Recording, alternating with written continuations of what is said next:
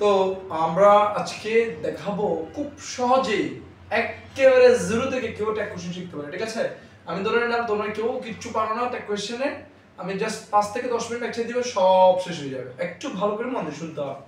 যেমন tag question আমরা করবো, রাইট? তোমাকে একটা সেন্টেন্স দেওয়া থাকবে, তোমার প্রথম কাজ ওই সেন্টেন্সটা দেখবে এটা কি অ্যাফার্মেটিভ সেন্টেন্স নাকি নেগেটিভ সেন্টেন্স। আর কেউ জিজ্ঞেস করতে পারে স্যার আমি অ্যাফার্মেটিভ কিভাবে চিনবো, অর্থাৎ সেখানে কোনো নেগেটিভ ওয়ার্ড থাকবে না। যদি কোনো নেগেটিভ ওয়ার্ড না থাকে তোমার সেটা অ্যাফার্মেটিভ সেন্টেন্স। তো তাই কোশ্চেন তোমাকে কি করতে হবে, প্রথম কাজ, ফার্স্ট কাজ, অক্সিলারি ভার্ব বুঝতে হবে। অক্সিলারি ভার্ব, এখন অক্সিলারি ভার্ব কাকে বলে আমরা শিখিয়েছি তোমাকে, অক্সিলারি ভার্ব আমরা লিখিয়েছি, সবাই জানে। Primary auxiliary, modal auxiliary, am, is, are, was, are, have, has, had, do, does, did। ওদিকে modal can, shall, will, may, could, should, would, might, ought to, need, dare, must, ওগুলো modal তোমাদের lecture শিটে আছে, দেখবা ভালো পড়ে নিবা। So ওখানে বলছে যদি সেন্টেন্স অ্যাফার্মেটিভ হয় তো প্রথম কাজ ওখান থেকে অক্সিলারি ভার্বটা বের করা, রাইট? আর যদি এটা অ্যাফার্মেটিভ সেন্টেন্স এটা নেগেটিভ করতে হবে। আর নেগেটিভটা কিভাবে হবে, কন্ট্রাকশন ফর্মে হবে, অর্থাৎ এনওটি হবে না, এন অ্যাপোস্ট্রফি টি। তারপরে এখানে প্রনাউন বসাবা, সাবজেক্ট যেটা এখানে থাকবে সেটা এখানে প্রনাউন হিসেবে বসবে। আর সেন্টেন্স যদি নেগেটিভ হয়, যেমন এখানে যদি নেগেটিভ কোনো শব্দ থাকে, ওয়ার্ড থাকে, তাহলে সেক্ষেত্রে শুধু অক্সিলারি ভার্ব দিবা আর প্রনাউন দিবা, সেখানে কি দিবা না, নট দিতে পারবে না। তাহলে উল্টো, অ্যাফার্মেটিভ হলে হবে নেগেটিভ, নেগেটিভ হলে হবে পজিটিভ, এটা মাথায় রাখতে হবে। তাহলে তোমার প্রথম কাজ কি, অক্সিলারি ভার্ব খোঁজা। দ্বিতীয় কাজ কি, এটা যদি অ্যাফার্মেটিভ হয় নট আনা, আর যদি নেগেটিভ হয় নট না আনা। তৃতীয় কাজ কি, প্রনাউন দেয়া। প্রনাউন কোনটা দিবা, যেটা সাবজেক্ট বসবে সেটা। যেমন রবিন, রবিন ইজ প্লেইং, এখানে তোমার প্রথম কাজ কি আমি বলছিলাম, অক্সিলারি ভার্ব খুঁজে। এখানে অক্সিলারি ভার্ব কে, ইজ, সেজন্য আমরা অক্সিলারি ভার্ব কি দিয়েছি, ইজ। এখন রবিন ইজ প্লেইং এটা অ্যাফার্মেটিভ সেন্টেন্স, রাইট? সেজন্য কি দিয়েছি, নট, ইজন্ট। এখানে সাবজেক্ট কে রবিন, রবিনের প্রনাউন কি হবে, হি, এর আনসার কি হবে, ইজন্ট হি। এরপর হি ওন্ড কাম, এখানে অক্সিলারি আছে স্যার, ইয়েস আছে, নাম কি, ওন্ড, এটা কিন্তু উইল নট থেকে আসছে, যেহেতু উইল আছে এটা উল্টে বসে যাবে। এখানে নট দিতে পারবো না, কারণ কি এটা নেগেটিভ, নেগেটিভ হলে নট আসবে না। এখন সাবজেক্ট কে হি, এই হিটা বসে গেছে, ইজ আ উইল হি। এরপর এবং কেউ বলো স্যার যদি অক্সিলারি ভার্ব দেয়া না থাকে, ধরো am, is, are, was, are এগুলো দেয়া নেই, can, shall এগুলো দেয়া নেই, সেক্ষেত্রে কি করবা, বলছে মেইন ভার্বটা দেখতে হবে। ওখানে মেইন ভার্ব যদি প্রেজেন্ট টেন্সে থাকে তখন আমরা ডু ডাজ দিব। মেইন ভার্ব যদি ফার্স্ট টেন্সে থাকে সেক্ষেত্রে আমরা দিব ডিড, সেক্ষেত্রে আমরা কি দিব, did.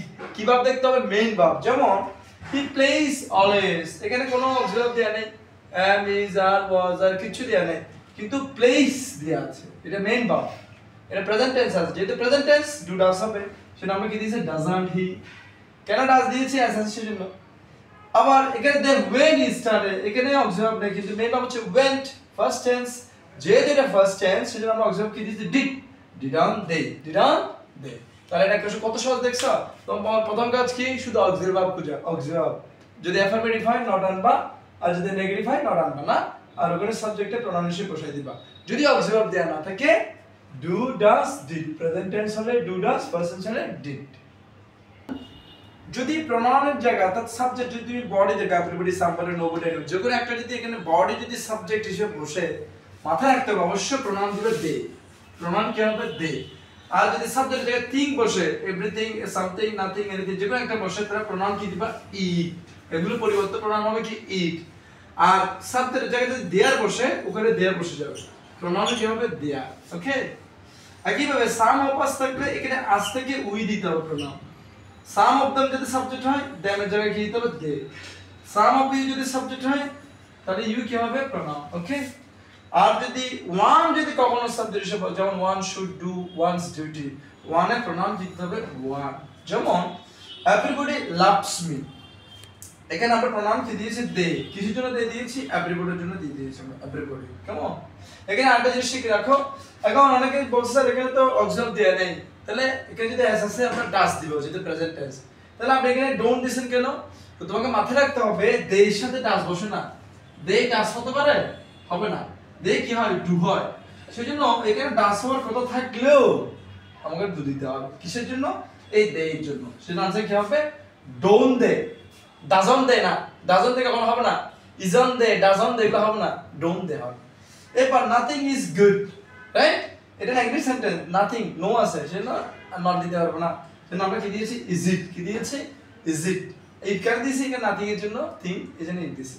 there is a boy এখানে দেয়ার আছে সেটা হচ্ছে কি হবে ইজান দেয়ার ঠিক আছে এরপর হচ্ছে যদি লেটস থাকে কোনো সেন্টেন্সে বা লেটাস থাকে তাহলে চোখ বন্ধ করে এটা কোশ্চেন হবে শ্যাল উই ঠিক আছে এটা একটা রুলস ব্রিটিশে বানাইছে লেটাস দিয়ে যদি কোনো সেন্টেন্স শুরু হয় লেটাস বা লেটস তাহলে সেন্টেন্স আনসার কি হবে শ্যাল উই এটা কোশ্চেন কি হবে শ্যাল উই আর যদি ইম্পারেটিভ সেন্টেন্স যদি কোনো দেয়া থাকে আদেশ উপদেশ নির্দেশ অনুরোধ এটা যে ইম্পারেটিভ সেন্টেন্স বুঝবে কি হবে শুরু হবে ভাব দিয়ে কোনো সেন্টেন্স যদি শুরুতে ভাব থাকে ঠিক আছে ইম্পারেটিভ সেন্টেন্স বুঝবে কি হবে আদেশ উপদেশ নির্দেশ অনুরোধ নিষেধ মানে শুরুতে ভাব থাকবে তখন চোখ বন্ধ করে আনসার বলিও এটা রুলস আর এই যে নেগেটিভ ওয়ার্ড যতগুলো লিখছি barely rarely seldom hardly scarcely few little no never nothing neither nobody none এগুলো যদি কোনো জায়গায় থাকে তাহলে এখানে আর নট দিতে পারবো না কারণ কি এগুলো নিজে নেগেটিভ ঠিক আছে আর নট আনতে পারবো না যেমন লেটস গো देयर তার কিন্তু লেটস আছে আনসার কি হবে shall we don't do this এটা শুরুতে পাবো আছে না don't ইম্পারেটিভ সেন্টেন্স এটা করিও না